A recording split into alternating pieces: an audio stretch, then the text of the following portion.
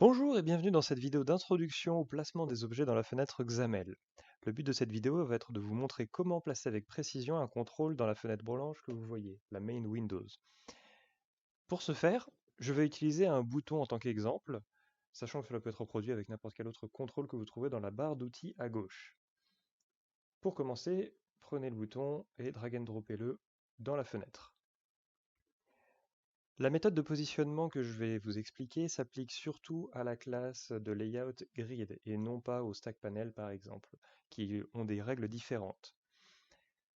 Maintenant, revenons à notre bouton, appelons-le Bobby, histoire de lui donner un peu de personnalité. Voilà, nous avons Bobby le bouton. Comme vous pouvez le voir sur la fenêtre, nous avons Bobby qui est situé à 85 pixels du haut et 103 pixels de la gauche. Quand je fais Start, la fenêtre sur laquelle il apparaît aura les mêmes dimensions, les mêmes distances. Voilà. Environ 103 pixels ici et 75 pixels ici. Ce placement est dû à trois attributs très précis: Horizontal Alignment, Vertical Alignment et Margin. Attardons-nous d'abord sur les deux alignments possibles, Horizontal et Vertical Alignment. Ces deux attributs peuvent prendre trois arguments. En ce qui concerne horizontal, vous avez left, center and right, et pour le vertical, vous avez top, center et bottom. Dans notre cas, la fenêtre, vous voyez, nous avons un horizontal alignment left, gauche, et vertical alignment top, en haut. Ces deux alignments vont vous donner le point de référence de Bobby dans la fenêtre. Ici, nous avons donc left et top, c'est-à-dire le point de référence va se trouver dans le coin en haut à gauche de la fenêtre. Si l'on le change, par exemple, et que l'on met droite et haut, on va changer le point de référence du bouton. Et hop, cette fois-ci, on va avoir le point ici. Vous êtes fort en géométrie, du coup vous avez compris qu'il existe donc 9 positions avec ces 6 attributs. Ici, ici, ici, ici, ici, ici, ici, ici et ici. Si l'on considère que les alignments donnent le point de repère ou l'origine du modèle, il faut voir margin comme étant les coordonnées du contrôle. Margin en fait donne la distance entre deux bords en pixels normalement. Lorsque vous mettez 103 pixels ici, 85 pixels ici, cela signifie que vous voulez qu'il y ait 103 pixels entre Bobby et n'importe quel autre contrôle, ou bord plutôt dans notre cas, et 85 pixels ici, vous aurez 85 pixels de distance entre le haut de Bobby et le haut de la fenêtre. Si l'on mettait 50 pixels ici, vous aurez donc 50 pixels de différence entre le bord droit de Bobby et le bord droit de la fenêtre.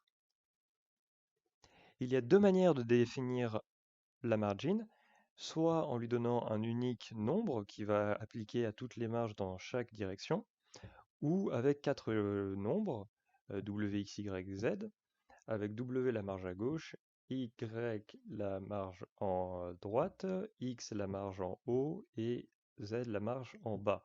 Voyez-le un petit peu comme dans le sens des aiguilles d'une montre en partant de 9 heures.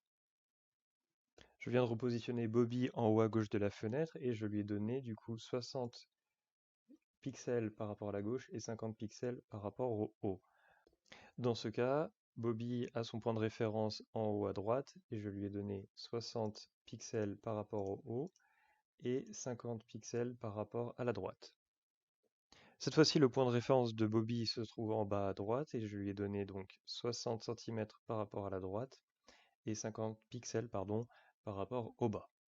On va changer la dimension de Bobby, on va le mettre de 50 par 50, donc en rajoutant A est égal à 50, et on va le positionner tout en haut à gauche pour vous montrer comment vous pouvez mettre côte à côte des boutons.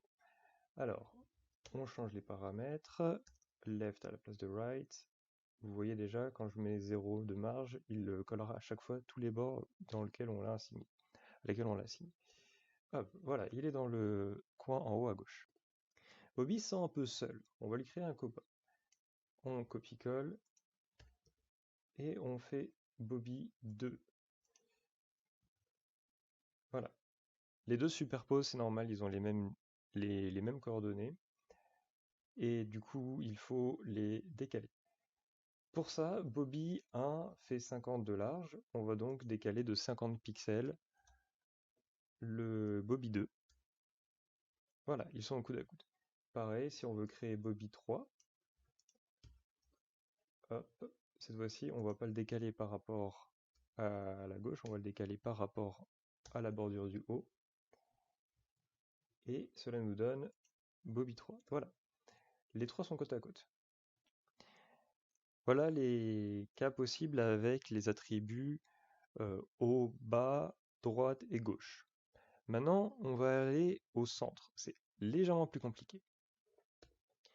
Pour ce faire, on va demander à Bobby de se mettre au centre verticalement et horizontalement. Vous pouvez voir le déplacement du bouton d'ailleurs sur l'écran. Très bien. Maintenant, on a envie que Bobby 2 soit à côté de Bobby comme il l'était en haut à gauche.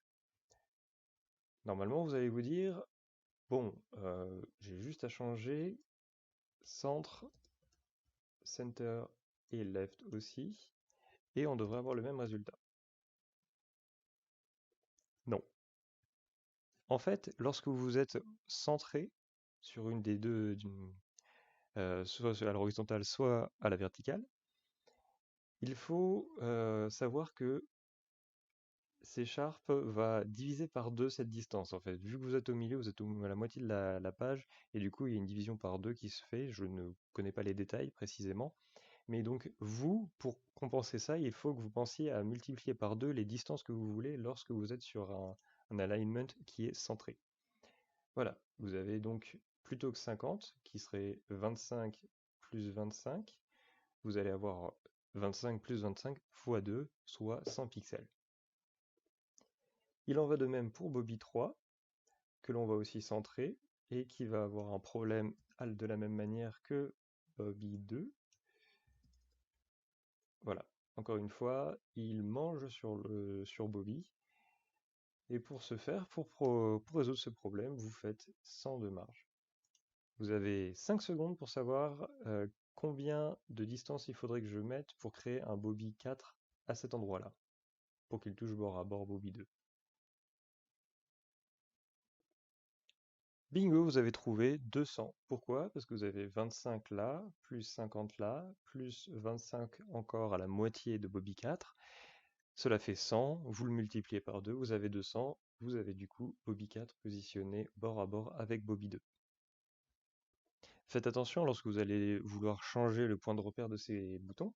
Si vous repassez tout sur le côté gauche, je vais laisser le vertical alignment au centre, mais par contre l'horizontal alignment, je vais le mettre à gauche.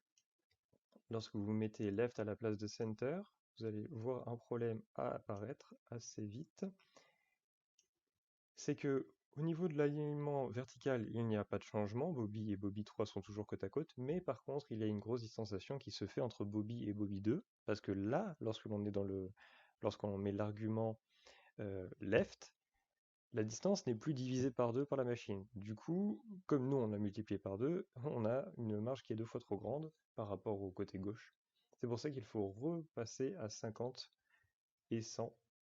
Alors 50, pas de 500. Et 100 dans le cas de Bobby 4. Voilà. La même chose se ferait si on le mettait en haut à gauche. On aurait Bobby 3 qui aurait un problème et qui serait décalé de 50 pixels encore. Pour voir si vous avez compris, je vous propose de faire un petit exercice. Ça serait de recréer un damier de 200 pixels sur 200 pixels, que vous pouvez modifier là sur la ligne que je suis en train de vous montrer, celle-là. Et faire un damier du coup avec des boutons de 50 par 50. Du coup, vous en auriez 4 en longueur, 4 en largeur. Le premier damier que vous devriez faire se placerait avec un point de référence en haut à gauche, tandis que le deuxième devra avoir son point de référence au milieu. Vous verrez, il y a beaucoup de choses qui changent entre ces deux positions. Voilà la correction lorsque l'on met les arguments top-left. C'est assez simple, hein. Vous voyez, vous mettez 0 pour la diagonale 0, puis 50, 100, 100, 150, 150, toujours par rapport en haut à gauche.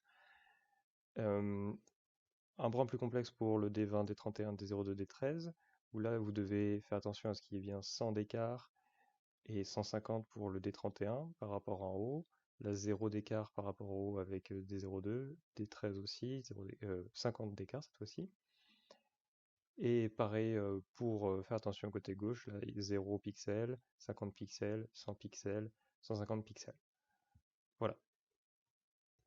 Voilà la solution lorsque vous alignez tout par rapport au centre. Vous allez du coup avoir 4 qui seront cette diagonale-là qui sera assez facile à faire. Vous demandez 150, 150 par rapport au bas droit et 150, 150 par rapport au haut gauche pour placer les deux extrémités. Puis juste 50-50 par rapport bas droit et 50-50 par rapport au bas haut pour le D11 et D22. Là où ça va devenir un peu plus technique, ce sont pour le D20 et D31 et D02 et D13, où là il va falloir que vous réfléchissiez bien à leur position dans la grille et jouer sur est-ce que l'on est situé à droite ou à gauche du centre du point d'origine. Dans notre cas D02 ici, on voit qu'on doit se déplacer de 50 par rapport au centre, 25 x 2, et 150, 75 x 2, toujours par rapport au centre. Dans le cas de D31, c'est l'inverse. Vous devez vous déplacer de 150 par rapport au haut, par rapport à cette ligne-là, et 50 par rapport à cette verticale-là. C'est la fin de cette vidéo, j'espère qu'elle vous aura plu, j'espère qu'elle aura été claire. Si vous avez des questions, n'hésitez pas à les poser dans les commentaires. Et moi, je vous souhaite à une prochaine fois.